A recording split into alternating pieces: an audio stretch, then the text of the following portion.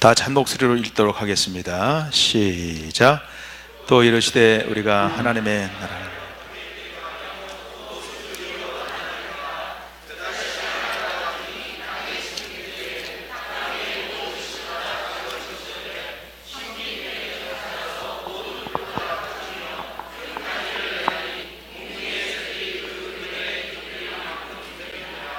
아멘. 우리 옆에 있는 사람과 인사하겠습니다. 사랑합니다. 축복합니다. 은혜 받으세요. 요즘은 날씨가 참 아침 저녁으로 좋은 계절이고 기도하기 좋은 계절이고 새벽에 나오기 좋은 계절입니다. 기도의 자리에, 새벽 기도 자리에 우리 많이 나올 수 있기를 축복합니다. 젊은 청교도 목사 가운데 잔이라고 하는 이름을 가진 사람이 있었습니다. 이 사람은 1637년에 미국의 신대륙의 꿈을 안고 미국 땅을 찾아갔습니다. 이 새로운 땅에서 내가 새로운 인생을 펼치면서 또 새로운 꿈을 가지고 살아보리라, 소위 요즘 말하는 아메리칸 드림을 갖고 미국 땅에 찾아왔습니다. 그런데 그가 그 다음에 불과 1년이 지나지 못한 1638년에, 좀 줄이세요, 폐결핵 진단을 받았습니다.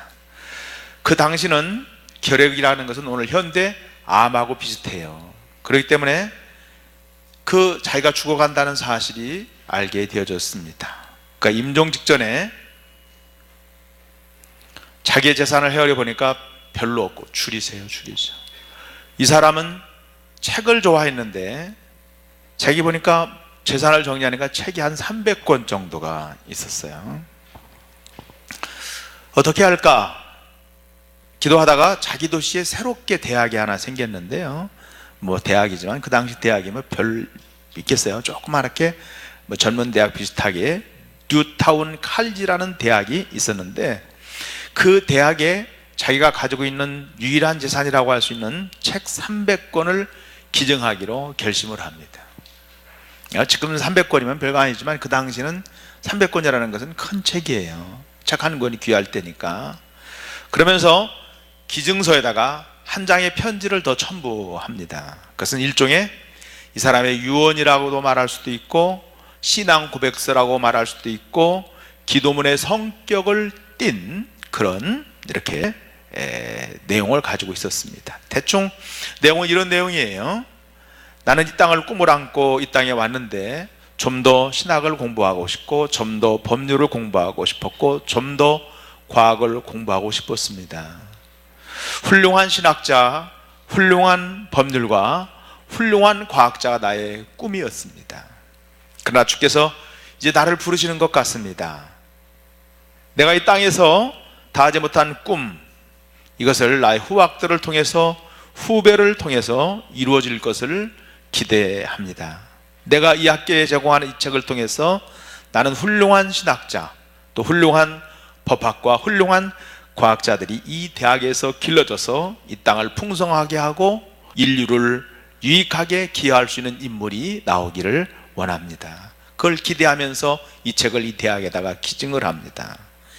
감동적인 이 책을 헌정하면서 헌정서를 받은 이 학교의 이사들이 감동을 받았어요. 그리고 다시 한번 이 학교에 대해서 꿈을 다시 꾸기를 시작했습니다. 그래서 그분 이사들이 이 젊은 목사의 그 잔이라는 이 목사의 잔을 기념하기 위해서 그의 성을 따서 학교 이름을 바꾸기로 결정을 합니다. 이 사람의 풀 네임이 뭐냐면, 전체 이름이 뭐냐면 잔 하바드입니다. 하바드. 이 학교는 뉴타운 칼리지에서 이제 하바드 대학으로 이름을 바꾸게 되어지죠. 그리고 그의 꿈, 이 대학을 통해서 분명히 이렇게 인물이 나오고 영향력이 생기는 사람이 되겠다는 그 꿈이 이 대학을 통해서 열매를 맺게 되어졌어요. 이 젊은 목사의 꿈, 이 젊은 목사의 기도 속에서 위대한 미국과 위대한 하버드의 꿈이 이렇게 자라게 된 것을 보게 되어집니다. 우리는 이런 미래에 대해서 내다보는 안목을 가진 사람을 우리가 비전 메이커라, 영어로 비저널이라 이렇게 말합니다. 또 사명을 가지고 있는 사람을 우리가 미셔너리다 이렇게 말할 수 있습니다. 다 비슷한 단어인데 이 비전이라고 하는 것은 비전을 가진 사람, 꿈을 가진 사람들, 이런 사람을 이야기할 수 있어요. 시대가 어려울수록, 힘이 들수록 이런 꿈을 가진 사람이 필요합니다. 예수님께서 12명의 제자를 불렀을 때 예수님은 단순히 이들을 제자로 써먹고 말겠다 이런 생각을 하신 게 아니라 이 사람들이 꿈을 가진 사람이 되어서 그 시대를 바꾸고 다음 세대를 준비하는 인물로 썼으면 좋겠다. 그래서 인류 역사의 미래를 꿈꾸는 사람으로, 만드는 사람으로 만들기 위하여 12명의 제자를 불렀고 그들을 훈련을 시켰습니다. 그래서 제자를 불러놓고 제일 먼저 한 일이 뭐냐면 꿈 이야기를 하는 거예요. 꿈 이야기를. 하나님의 나라의 꿈 이야기를, 꿈을 이야기를 하는 거예요. 그래서 오늘은 바로 하나님 나라의 꿈 이야기 가운데 한 토막입니다. 겨자씨의 비유, 다 아시죠? 겨자씨의 비유. 어떤 사람이 아주 작은 겨자씨 하나를 심었습니다. 아주 작은 거예요. 아주 뭐 큰 것도 아니고 작은 것을 여러분 심었는데 그러나 그 작은 겨자씨가 이렇게 자랍니다. 자라요. 그래서 어느 정도 자라냐면 많이 자랄 때는 좀 자라 1.5m, 더 자라서는 3m 정도를 자란다고 합니다. 그래서 거기에 여러분 가지가 펼치고 새들이 와서 앉게 되어주고 나무로 성장을 합니다. 여러분 이 겨자씨의 생명력, 주님은 그것을 복음의 생명력에 비유하고 싶었을 것입니다. 복음의 생명력, 복음이 뭘까? 복음은 물론 예수님 자신이죠. 예수님이 자신이 됩니다. 근데 그 예수님이 뭐가 되느냐? 생명이시고 능력이시다 하는 거예요. 여러분 예수님의 제자들은 예수님을 따라다니면서 이런 불평을 했을지 몰라요. 아이고 뭐 예수님 따라가 봐야 별 볼 일 없다, 뭐 생기는 일도 없겠다, 예수님을 과소평가했을 것입니다. 그러나 여러분 기독교의 최대의 자산, 우리의 최대의 자산, 우리의 인생의 꿈, 우리의 소망, 우리의 반석, 우리의 능력, 우리의 모든 것은, 그것은 예수님이 모든 것이 예수님 안에 있다는 것이에요. 예수님을 붙들고 있으면 다 된다는 거예요. 하늘과 땅의 모든 권세를 우리에게 주셨다고 예수님께서 말씀하셨습니다. 그 당시 한 줌에 여러분 제자밖에 안 되는 11명의 제자를 향해서 예수님이 남기신 교훈이 뭐예요? 가서 모든 족속으로 제자를 삼아서 세계 모든 것을 바꾸어라. 아니 어떻게 그것이 가능합니까? 주님 뭐라고 말씀하세요? 볼지어다 세상 끝날까지 너희와 항상 여러분 뭐예요? 함께 있으리라. 믿으십니까? 여러분 가운데 혹시 이런 생각을 하고 있는 분이 있을지 몰라요. 뭐 교회에 나와봐야 뭐 내가 무슨 피주지 맞는 게 있는가 생각할지 모르겠지만은 이것을 꼭 아셔야 돼요. 예수님이 모든 것이며 예수님이 충만이시며 예수님이 모든 것 되신다. 예수님이 하나님이시며 하나님이 우리와 함께 하신 일이다. 이것이 작은 일이 아니에요. 주님이 함께 하시면 우리는 다시 일어날 수가 있습니다. 우리는 그 꿈을 향해 나아갈 수가 있고 꿈을 성취할 수가 있습니다. 여러분 주님이 함께 하실 때 여러분 어떤 일도 가능함을 기억할 수 있기를 간절히 축원합니다. 왜냐하면 예수님이 함께 하시니까 우리가 미래가 생기는 거예요. 미래가 있습니다. 이게 주님의 우리에게 주시는 중요한 메시지예요. 미래가 있다. 그래서 오늘 우리의 현실 속에서 좀 어렵고 힘이 든다고 할지라도 그거에 대해서 초라하게 생각한다든지 그 현실에 대해서 여러분 절망하지 마십시오. 하나님께서는 반드시 여러분을 통해서 하나님이 겨자씨만한 그 생명력을 통해서 반드시 하나님 여러분의 미래를 여러분 책임져 주시는 역사가 임한다는 것을 기억할 수 있기를 간절히 축원합니다. 사랑과 여러분 짐승의 차이는 뭐가 있느냐? 이 꿈이 있다는 거예요. 꿈이, 비전이 있다는 거예요. 비전이 없으면 그건 짐승이죠. 그냥 본능으로 사는 것이죠. 우리 인생에는 뭐가 있어요? 반드시 꿈이 있어야 돼요. 오늘 여러분, 우리에게 삶 속에 환난을 만나고 인생의 여러 가지 고통을 만나고 외로움도 만나고 절망도 만나고 한숨도 만날 수 있습니다. 그러나 하나님께서 우리를 붙잡아 주시고 우리의 기도를 들어주시는 하나님이에요.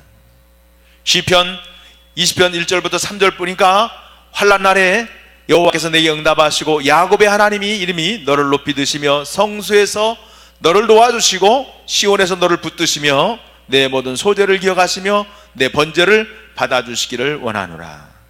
여러분, 내게 응답하고 구하는 것마다 들어주시는 하나님, 내가 어디 있든지 하나님이 함께한다는 증거를 경험할 수 있도록 하신다는 약속의 말씀을 또 그걸 경험하도록 하십니다. 내 마음의 소원대로 허락하시고 내 모든 계획을 허락하시기를 원하노라. 하나님은 우리 인생에 멋진 축복의 강물을 누구든지 흘려보내기를 원하시는 줄로 믿습니다. 그 시발이 뭐냐? 그 출발점이 어디 오느냐? 그 축복의 강물이 어디서 오냐면 바로 우리의 꿈으로부터, 우리의 비전으로부터. 하나님의 풍요를 경험하는 사람들은 누구든지 꿈이 있는 사람이요, 비전이 있는 사람입니다. 꿈이 뭐냐 그렇게 물어보면 어떤 사람은 뭐 돈 많이 버는 게 꿈이에요, 내가 성공하는 게 꿈이에요. 물론 뭐 그렇게 생각할 수 있지만 그건 본능이지 꿈은 아니에요. 누구나 다 돈 많이 벌고 성공하는 건 다 본능입니다. 여러분, 그건 본능이지 꿈이 아니에요. 꿈은 뭐냐? 하나님이 기뻐하는 일, 하나님이 원하시는 일, 하나님이 통해서 내가 축복의 통로로 쓰임받는 일이 바로 하나님이 우리에게 주시는 꿈이에요. 제가 이렇게 요즘 성도들 가정에 이렇게 아픈 분들이 몇 분 있고 우리 좀 아까운 분들도 있는데, 이건 뭐 제가 지금 그분이 뭐 아직 상황인데 이렇게 젊은 우리 집사님 남편이신데 뭐 직장 문제도 있고 또 신앙적인 문제도 있어서 이렇게 멀리 떨어져 있어서 교회를 자주 못 나왔어요. 한 달에 한 번 나올까 몇 달에 한 번 나올까 이런데, 그분이 이제 아주 여러분 특별히 기도해 주셔야 됩니다. 이제 간암에 이렇게 있어서 제가 어제도 가봤는데 복수가 이렇게 차고 다리도 붓고 병원에서는 아주 절망적인 얘기를 해요. 뭐 시간도 아주 짧게 얘기를 합니다. 근데 그분 제가 이렇게 들어보니까 그분 그런 얘기를 해요. 그분이 본래 내가 속에 신앙이 있는지 내가 잘 하지 못하고 기본적인 점의 믿음은 좀 있지만은, 그래서 교회를 이제 가끔가다 이렇게 나오는데 그런 얘기, 자기가 나오면 주의 종이 되겠다는 거예요. 주의 종이. 이제 그런 얘기를 들으면서 얼마나 회복이 되고 싶은 마음이 있으면 그럴까. 그죠?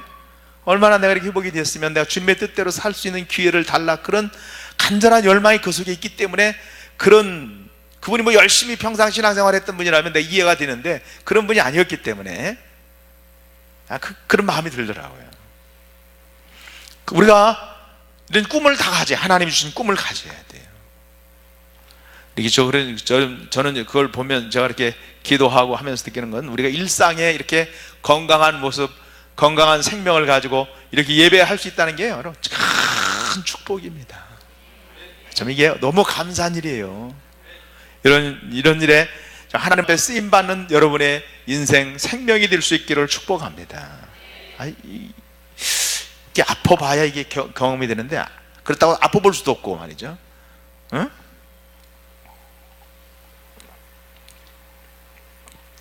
저는 커피를 좋아하는데요, 뭐 커피를 또 많이 먹고, 제가 뭐 커피를 잘 타는 건 아니지만 커피 맛을 보면 대충 이 커피가 맛있다, 맛이 없다, 뭐 대충은 이게 기본적으로 돼요. 근데 사실 커피 문화가 발전하고 커피숍이 많이 생긴 것은 이 스타벅스를 세운 사람이 하워드 실초라는 사람이거든요. 그 사람은 30년 반 전만 해도 미국에는 커피숍이라는 개념 자체가 없었어요. 개념 자체가 없었어요. 1980년대 초에 미국에 가보니까요, 미국은 우리 한국에 흔한 그 커피숍 하나도 없어요. 우리는 다방이 있었죠 그때, 그죠? 물론 커피숍 있었어요. 음악다방 이런 거 있었습니다.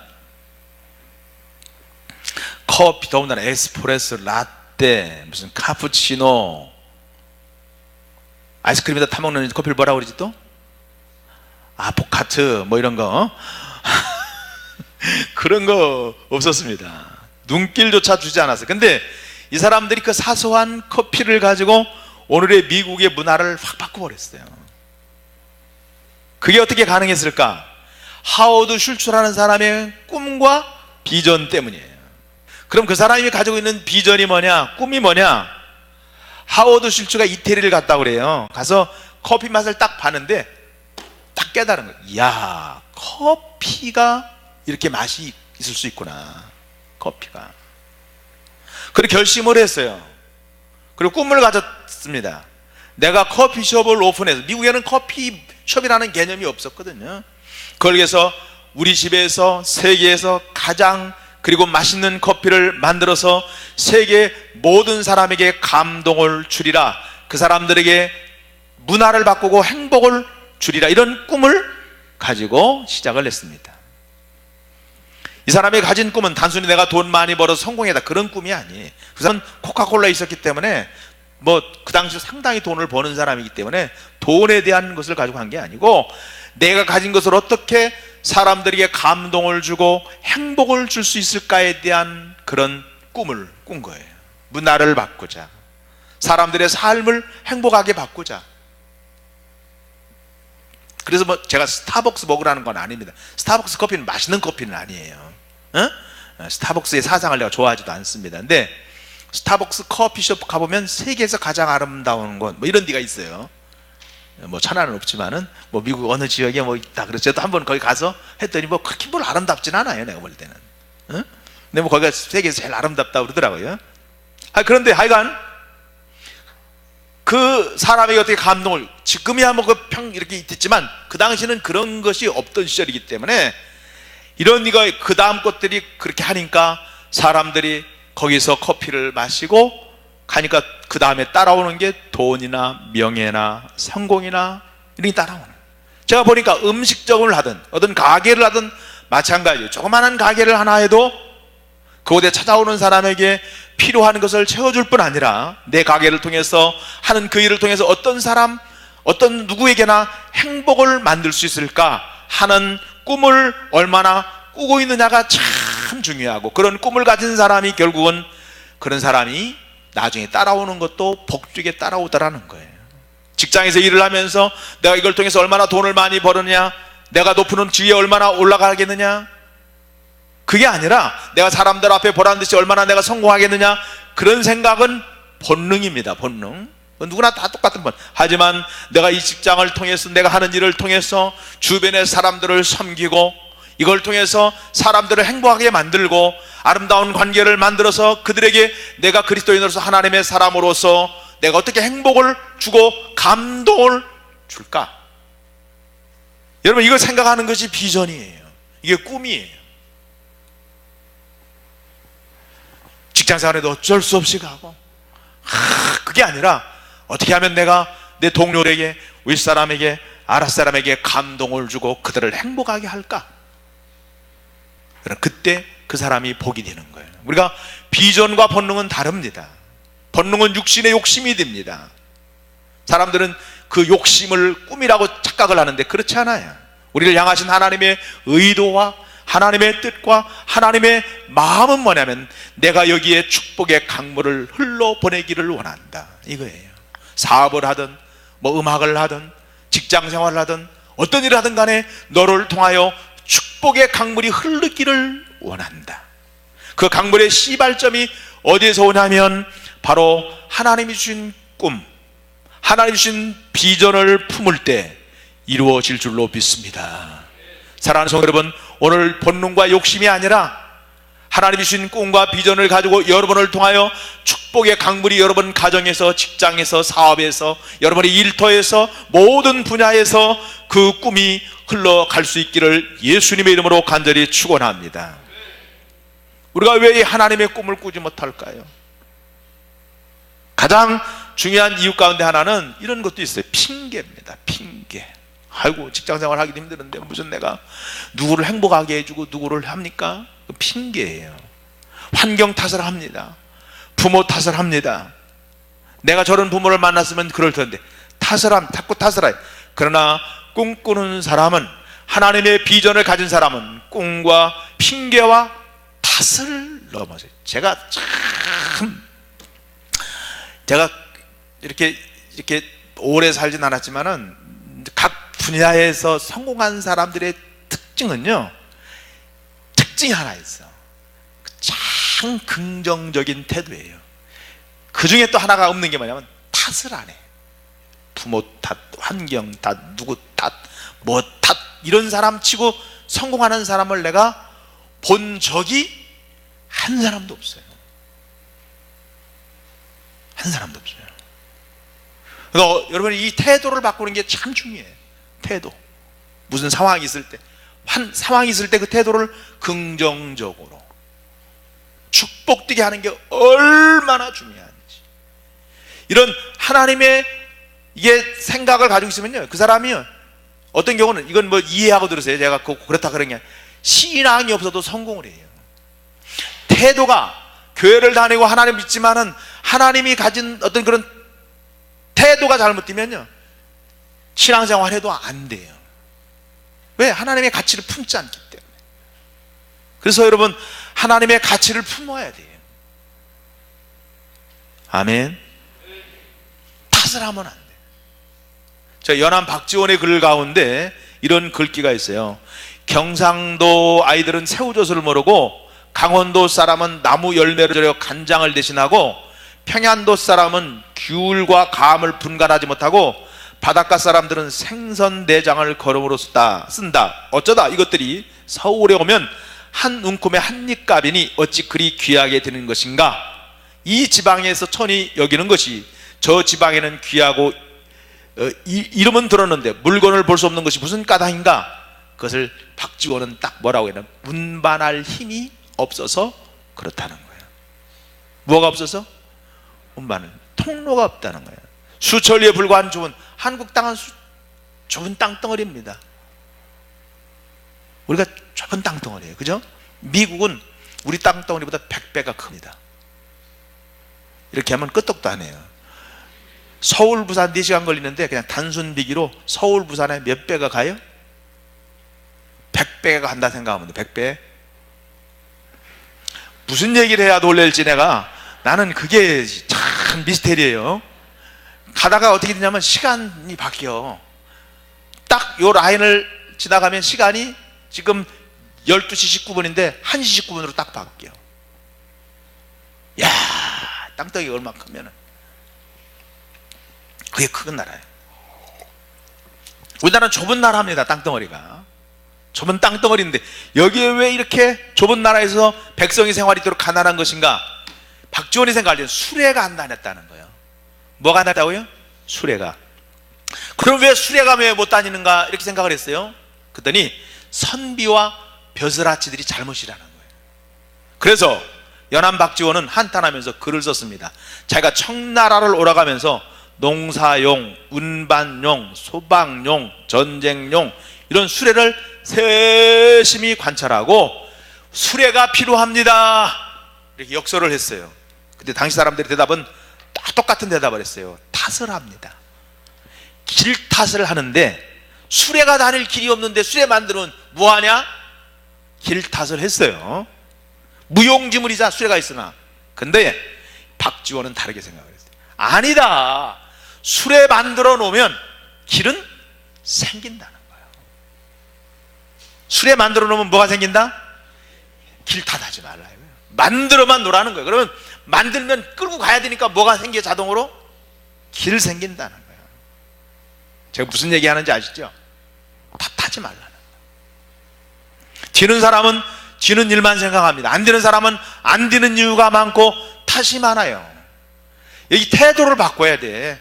이 태도와 가치를 바꾸지 않으면 우리가 복된 인생을 살 수가 없습니다. 승리하는 하나님의 나라의 비전을 이룰 수가 없습니다. 우리에게 꿈과 비전이 있다면 우리가 탓하는 모든 문제는 해결될 수 있습니다. 하나님의 나라의 비전이 있을 때 문제는 해결되는 거예요. 자꾸 이것이 없고 저게 없고 많은 사람은 탓합니다. 아닙니다. 꿈이 있으면, 비전이 있으면 우리가 할 수 있습니다.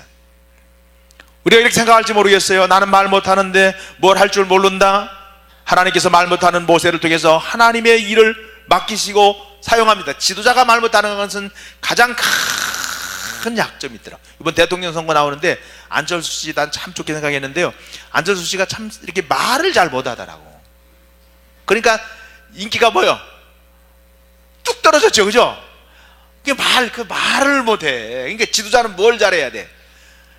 말을 잘해야 될 것 같더라고. 말을 내가 보니까 내가 대통령을 나갈까 생각을 해봤는데, 저 나갔습니다. 저를 찍어주세요. 7번이라고 거기다 살짝 성이 좀 달라서 그렇지, 거기는 오시고 저는 못인데 영국은 똑같아.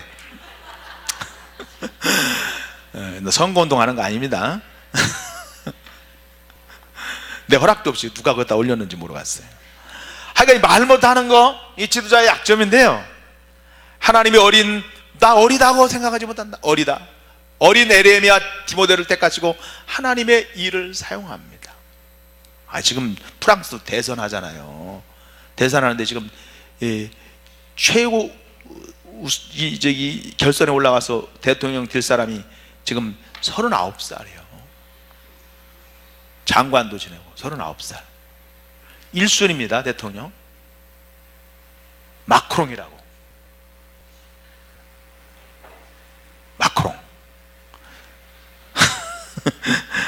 대단하다. 39살이요.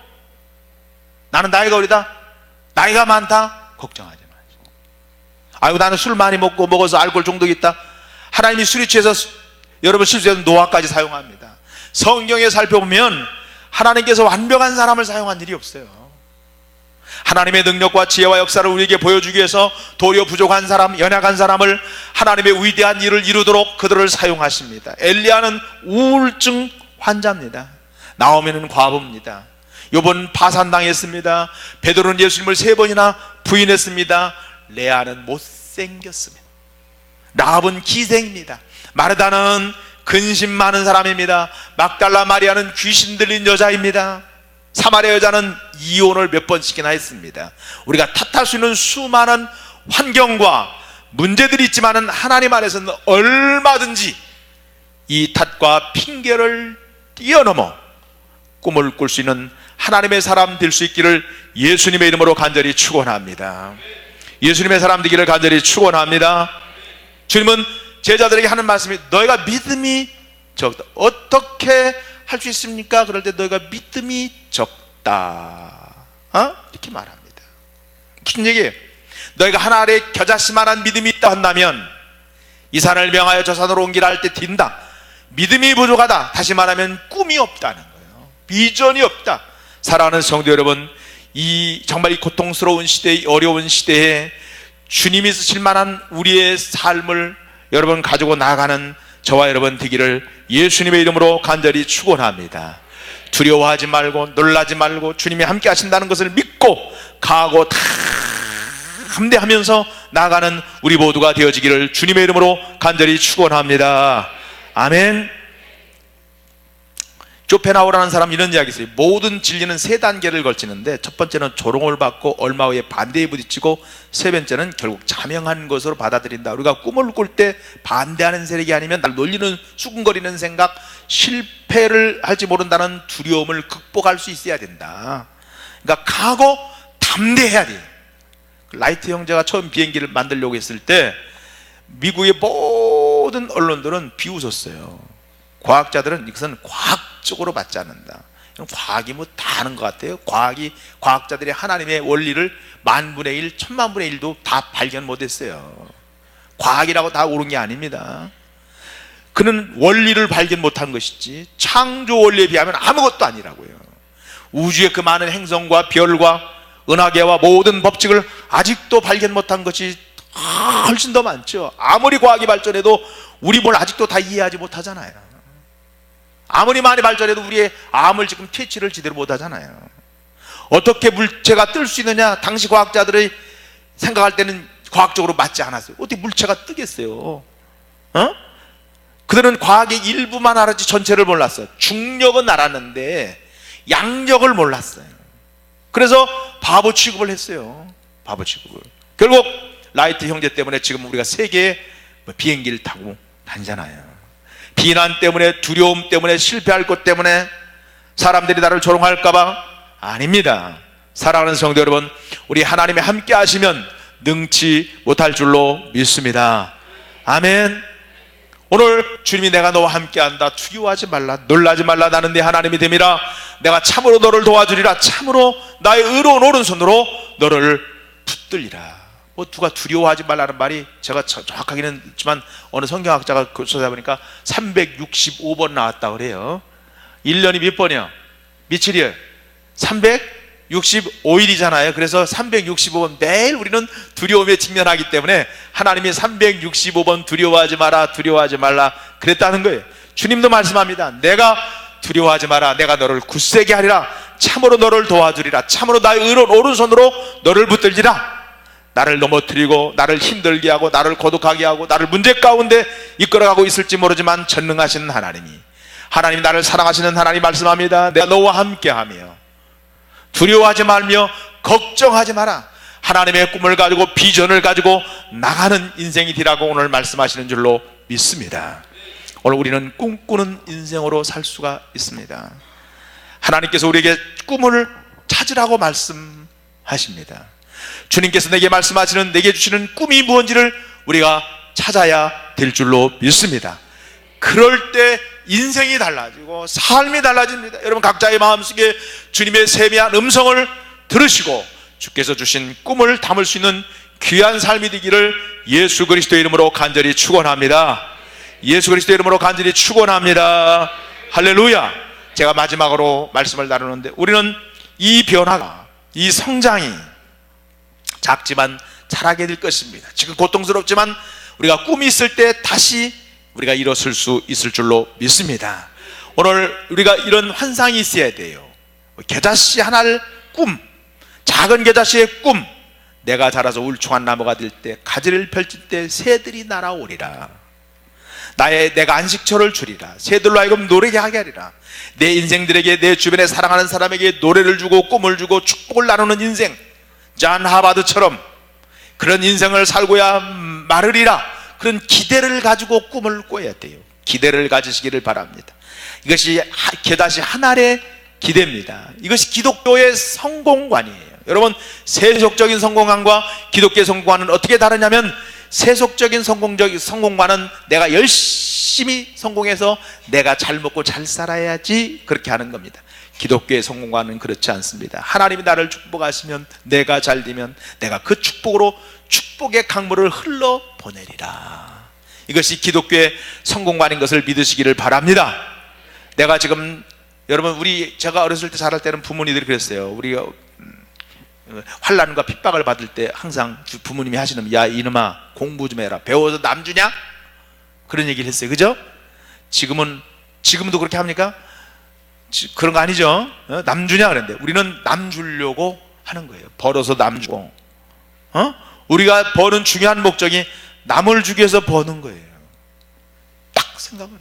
이게 성공관입니다. 기독교의 재물관입니다. 저는 한국 사회의 최대 비극 가운데 하나가 있다면, 한국에는 깨끗한 부자가 많지 못했다는 사실이에요. 더러더러 가끔은 있지만 그런 부자 케이스가 많지 않은데, 상대적으로 외국의 예를 들어보면 기독교의 문화, 기독교의 윤리에 영향을 받은 외국에는 깨끗한 부자가 적지 않습니다. 열심히 일해서 정직하게 해서 돈을 벌고 있는 그래서 그 사람들이 재단을 만듭니다. 빌 게이츠 같은 사람도 그렇잖아요. 재단을 만들어서 그걸 어려운 사람을 위해서, 아프리카에 우리나라에도 그 수백만 달러가 옵니다. 이렇게 질병 퇴치 이런 것들을 위해서 도움이 우리가 모르지만 그런 거 많이 받습니다. 그 뭐냐면 나누어 주려고 하는 거예요. 나누어 주려고. 오늘 우리는 깨끗한 부자가 많이 나와야 돼요. 정직하게 땀을. 제가 시카고를 가니까 시카고에 그 강이 흐르는데 그게 이렇게 들리는 달이더라고요. 그러면 그 부자들이 그 보트를 타고 큰 보트를 타고 지나간대요. 지나가면 그게 딱 들리잖아요. 들리면 1시간 정도는 있고 트래픽이 딱 걸린다고요. 그래도 그 사람들은 가만히 있대요. 왜 가만히 있냐 그랬더니, 그 옛날 얘기지만 지금은 잘 모르겠어요. 왜 그 가이드가 그런 얘기를 하더라고요. 왜냐하면 부자이기 때문에 그걸 누릴 수 있는 권한이 있다. 그렇게 부자들에 대해 그만큼 뭐가 있어? 존경심이 있다는 거예요. 왜? 그만큼 공헌도 많이 하니까. 부자들이 기부도 많이 하고. 우리나라 예를 들어서 삼성 무슨 회장님이 한강다리를 들어 올려가지고 양쪽으로 막았다. 삼성 불매운동을 하고 삼성 본부 불납니다. 잘못하면 불납니다. 뭐 서로 간에 책임이 있어요. 있지만은 하여간 여러분, 하나님의 나라를 위해서, 이웃을 위해서 여러분 비전을 이루어서 여러분 나눌 수 있는 꿈을 갖는 저와 여러분 되기를 간절히 축원합니다. 아브라함 링컨의 전기를 읽어보면 이 사람이 에피소드가 많이 남는데 또 별명도 많아요. 생긴 게 또 기사하게 생겨가지고 별명도 많습니다. 나쁜 별명도 좋은 별명도 있는데, 이 사람이 그 별명 가운데 하나가 정직한 에브라임인데 에이브라는 별명이 있대요. 한 번은 티네이저 시절에 점원으로 일하는데 하여간 정직하게 해서 했던 그런 별명들이 있는데, 하여간 나중에 이 사람이 변호사가 됐는데요, 에브라임 링컨이 변호사가 된 다음에 제일 먼저 한 일이 뭐였는지 아세요? 그는 자기 마을에 가난한 어떤 사람을 생각했어요. 그것 때문에 소송을 하지 못하고 이는 어떤 사람을 생각했습니다. 그래서 그 사람을 찾아가서 무료 변론을 제안합니다. 그리고 그 변호사 된 기념으로 처음으로 무료 변론을 시행했어요. 그리고 그를 이렇게 이야기를 합니다. 나는 오늘 티네이저 시절에 내가 하나님 앞에서 약속한 것을 처음으로 해볼 수가 있었다. 당연히 해야 할 그 이상의 일을 할 수가 있었다. 그리고 나는 참 마음이 기쁘다. 이런 내용을 썼죠. 하나님이 우리에게 어떤 것을 주시고 꿈을 주셨지만 그걸 위해서, 누구를 위해서? 하나님의 나라의 비전을 위해서, 또 하나님의 꿈을 위해서 우리가 쓸 수 있어야 돼요. 아브라함을 불렀을 때 하나님 뭐라고 말씀합니까? 너는 축복의 통로가 되도록 하라는 거예요. 여러분, 우리 모두가 여러분 하나님의 꿈을 꿈으로 여러분을 통해서 여러분 축복의 강물이 흘러가는 우리 모두가 되기를 간절히 축원합니다. 축원합니다.